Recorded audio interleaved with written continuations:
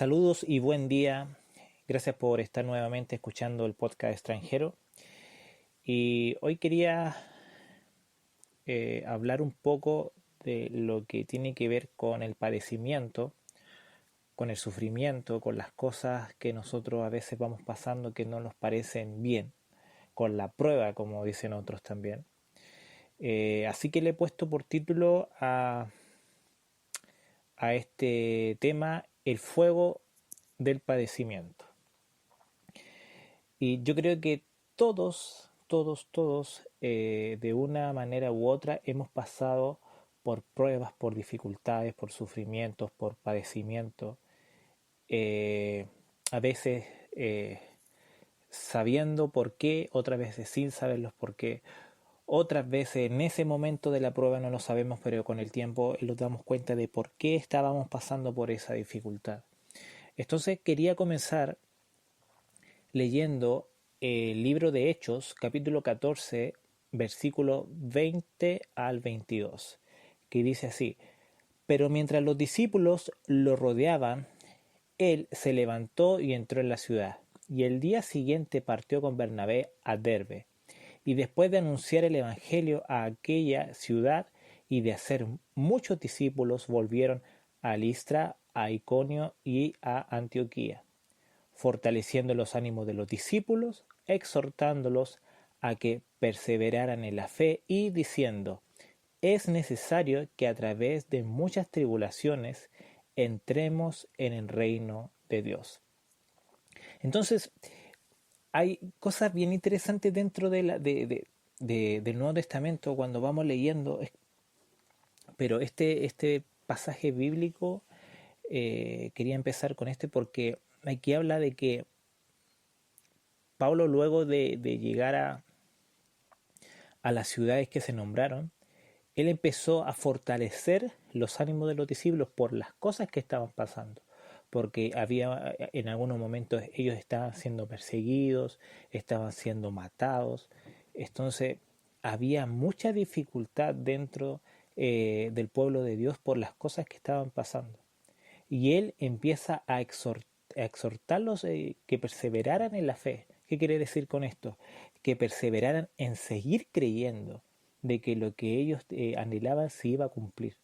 Pero luego él dice: es necesario que a través de muchas tribulaciones entremos en el reino de Dios. Ahora, ¿por qué es necesario que yo entre al reino de Dios por medio de muchas tribulaciones? Y por eso es que estaba ocupando este versículo bíblico como base. Porque eso en muchas ocasiones no lo entendemos. De que es necesario la prueba en nuestras vidas para que por medio de ella podamos llegar al reino de Dios. Y cuando no entendemos eso, en muchas ocasiones los frustramos, los lamentamos, pasamos por tristezas porque no entendemos la prueba o no entendemos los ciclos que vamos teniendo en nuestra vida frente a lo que estamos pasando. Por eso que el desarrollo del tema voy a ir hablando de el por qué paso yo tribulaciones para poder entrar al reino de Dios.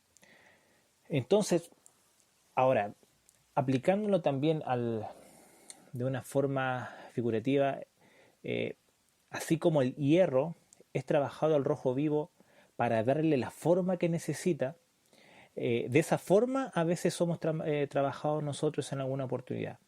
El herrero nos toma y nos introduce al fuego para ablandarnos y darnos la forma que sea necesaria.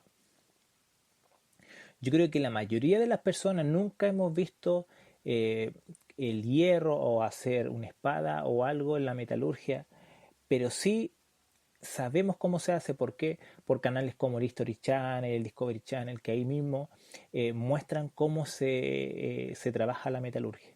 Entonces ya tenemos un conocimiento más o menos de cómo eso se va trabajando. Pero cuando lo aplicamos a la vida espiritual, nosotros pasamos a ser ese hierro que está siendo formado. Ahora, ¿quién pasaría a ser el herrero? Dios mismo, el Espíritu Santo también, que va moldeándolos, los va pegando martillazos, los va metiendo al fuego, que es la prueba. ¿Para qué? para que nosotros vayamos purificarnos.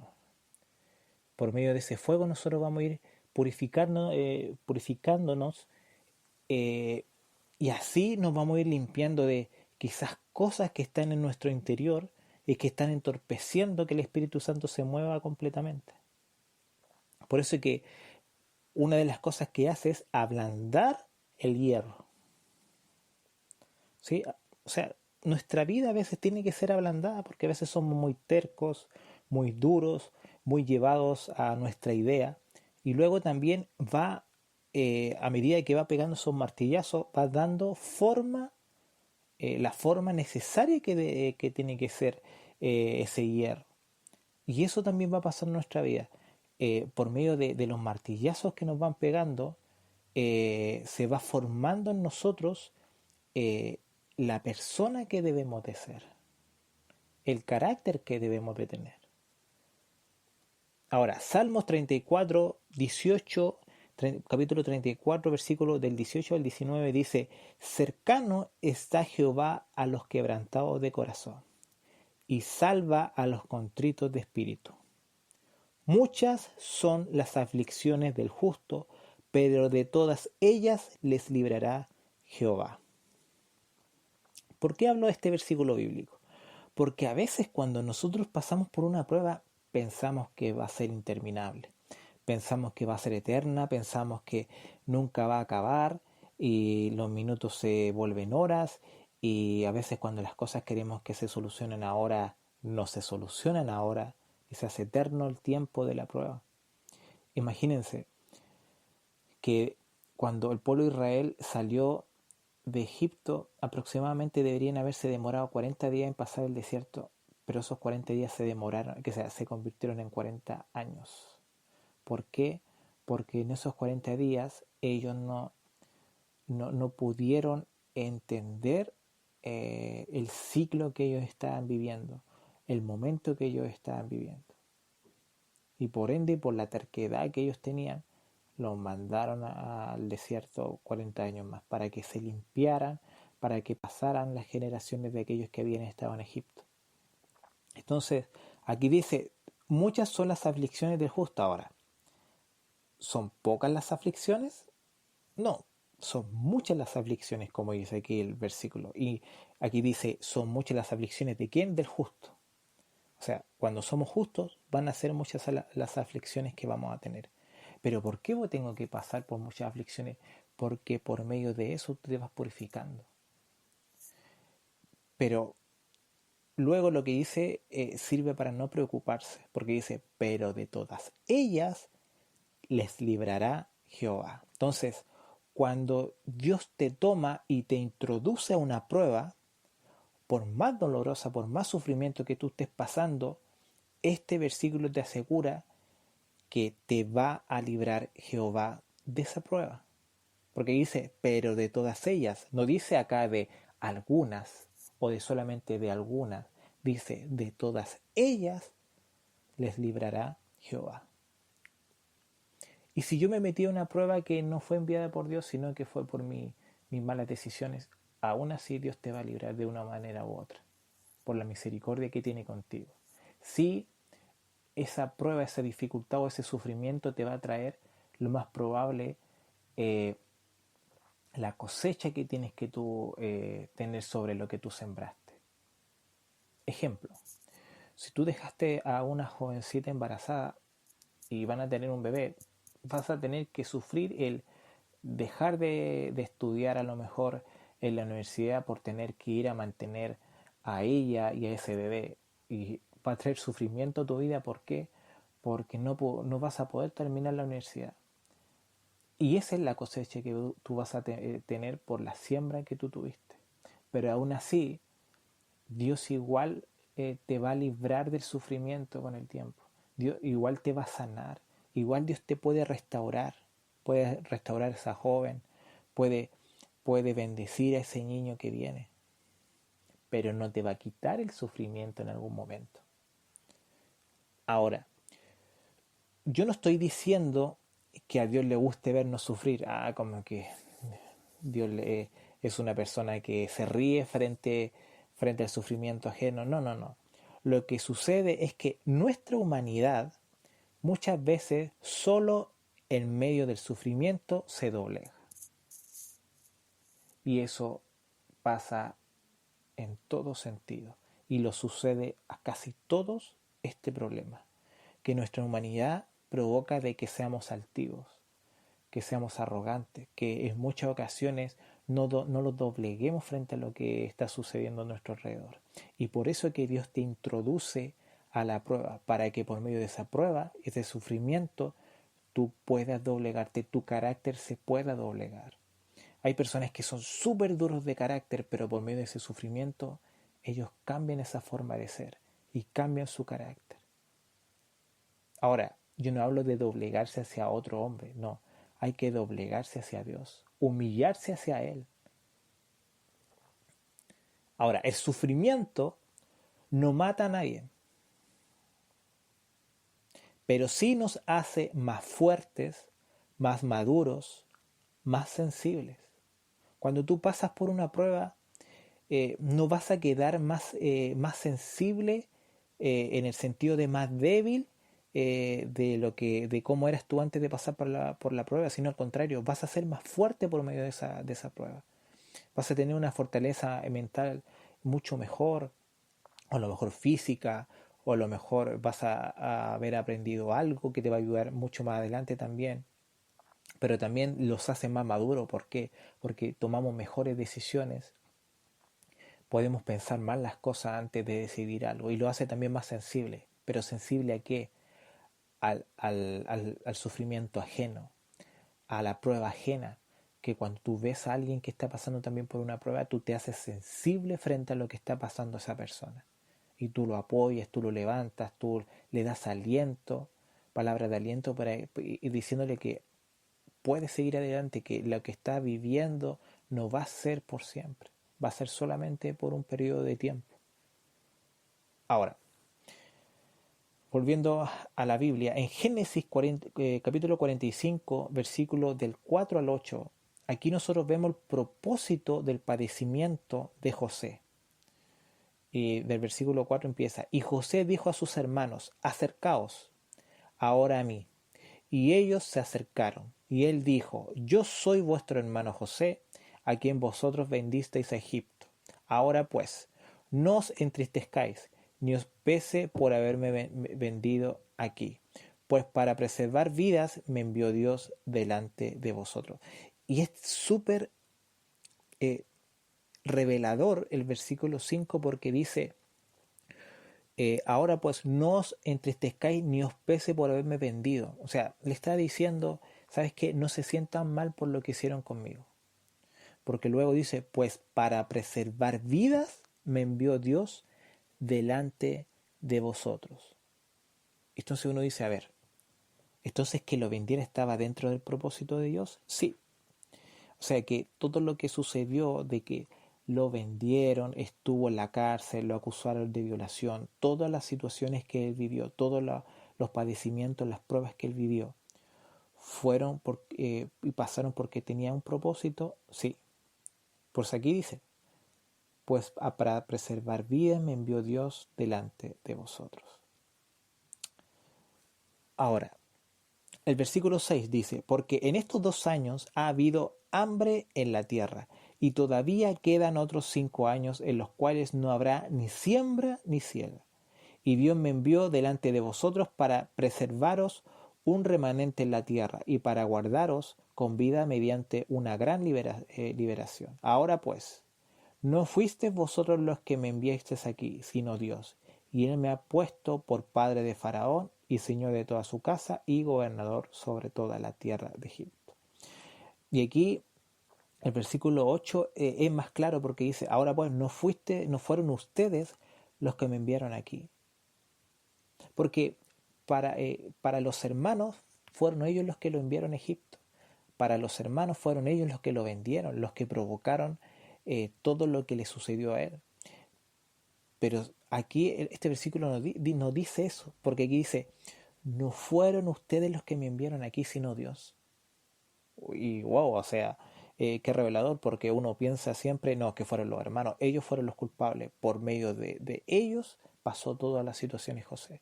Pero en realidad no, porque aquí dice, sino Dios. O sea, Dios permitió que fuera vendido por sus hermanos para poder llegar a Egipto y por medio de todas las situaciones que él vivió, él pudiera convertirse en el gobernador sobre toda la tierra de Egipto, para poder administrar todos los alimentos, lo que había sido sembrado y para poder llegar a dar alimento a personas que en ese momento estaban pasando por hambre.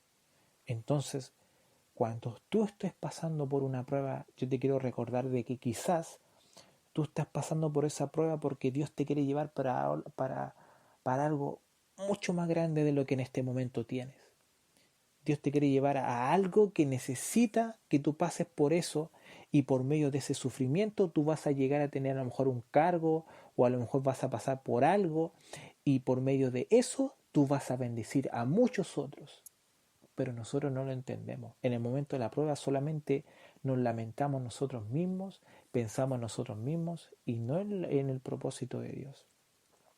Y aquí fue Dios el que tuvo el propósito de que pasara todo lo que vivió José. Y aquí habla de que, y él me ha puesto por padre de Faraón. ¿Por qué padre de Faraón? Porque él se iba a hacer cargo de todo lo que tenía Faraón en ese momento. También dice, y señor de toda su casa, porque él iba a cuidar los alimentos y de cierta manera estaba cuidando el reino. ¿Por qué?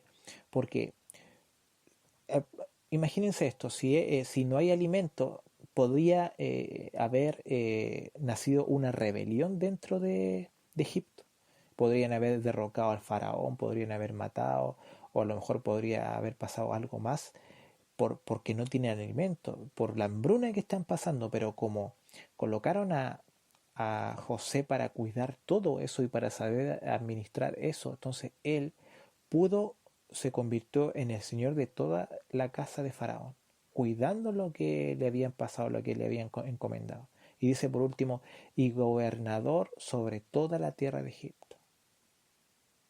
O sea, imagínense la bendición que estaba teniendo la tierra de Egipto solamente por estar José ahí. Y eso no solamente abarcó a Egipto, sino que a las tierras que estaban también alrededor de Egipto. Por eso que pudieron bendecir también a Jacob y a sus hijos.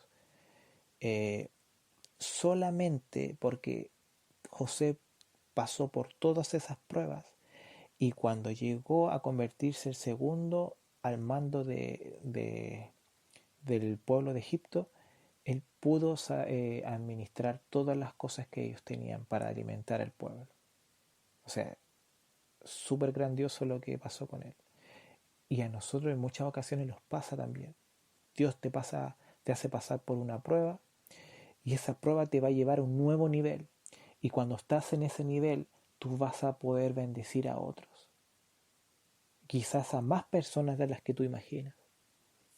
Por eso fue necesario que José pasara por todas las aflicciones, para que por medio de él su familia fuera bendecida en el tiempo de escasez y además de dejar en lo alto el nombre del Dios viviente.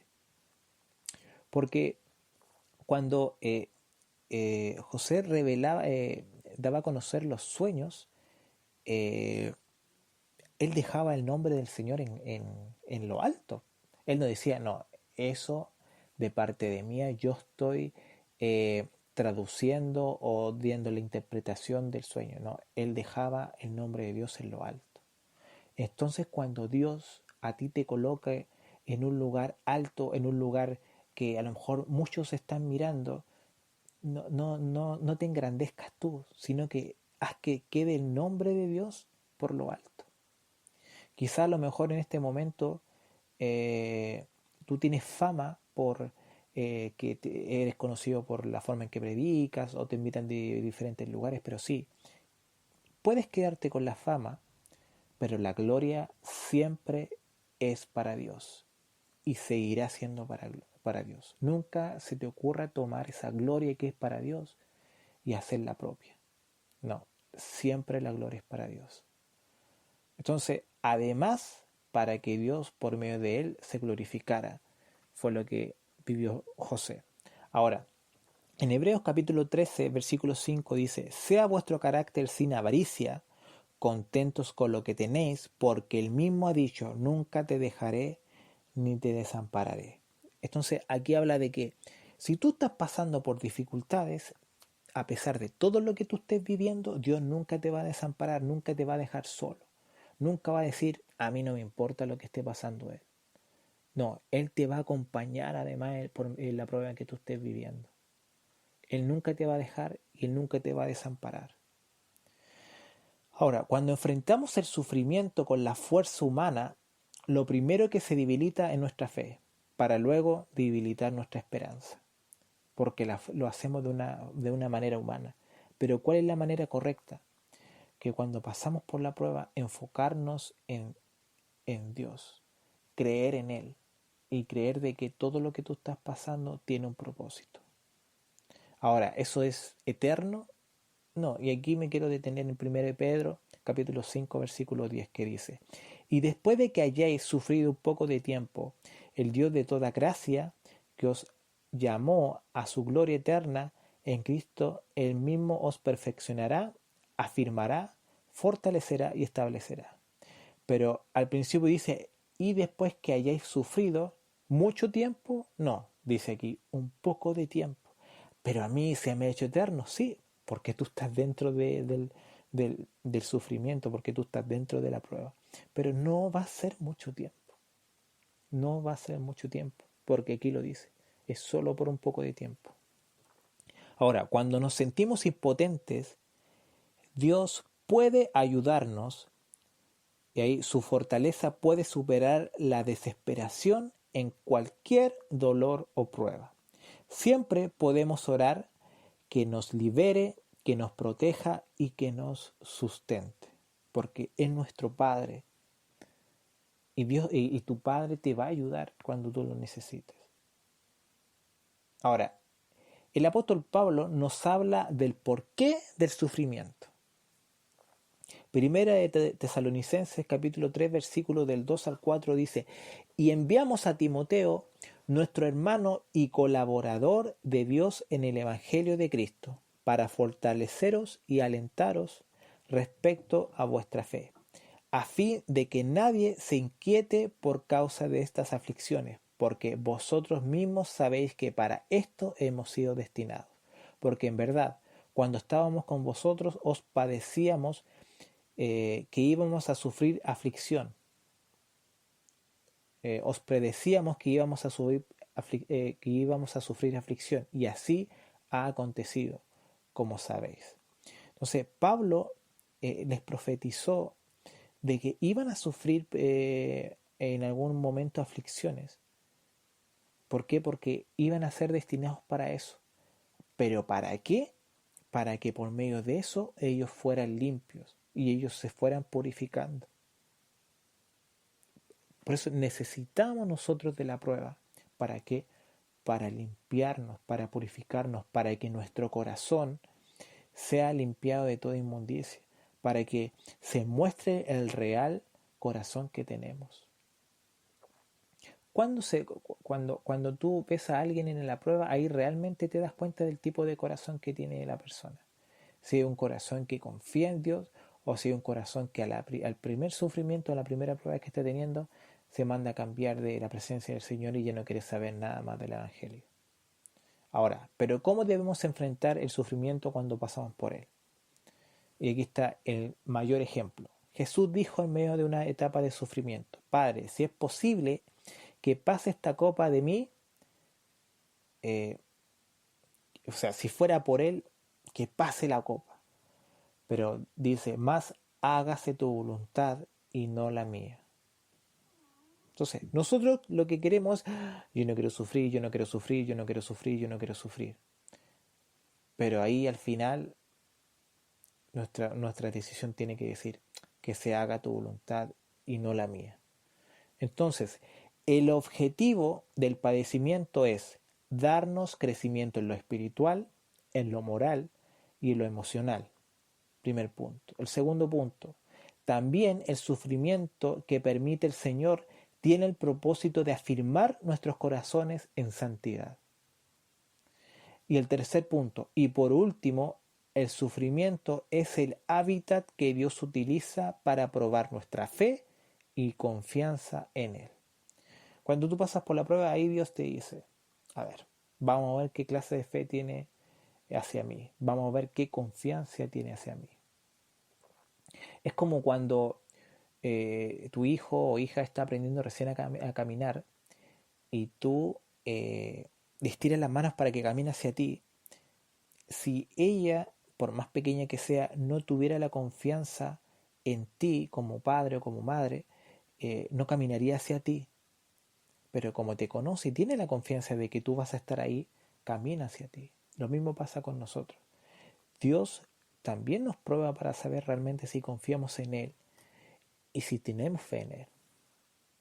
Ahora, la única manera de poder crecer y tener una actitud correcta ante el sufrimiento es poniendo nuestra fe en Dios, teniendo una comunión directa con Él. Ahora, esto es alimentar nuestra fe a través del conocimiento del Señor y por último, tener el conocimiento de creerle más a la voz de Dios que a cualquier otro mensaje. ¿Por qué? Porque cuando estamos dentro de la prueba llega un mensaje y dice, Dios no está contigo, a Dios no le importas, Dios te abandonó, las personas te abandonaron, nadie te quiere, nadie te ama. Y ahí empiezan a bombardearte, a bombardearte. Pero ahí es donde tú tienes que aplicar la fe y el creer en Dios.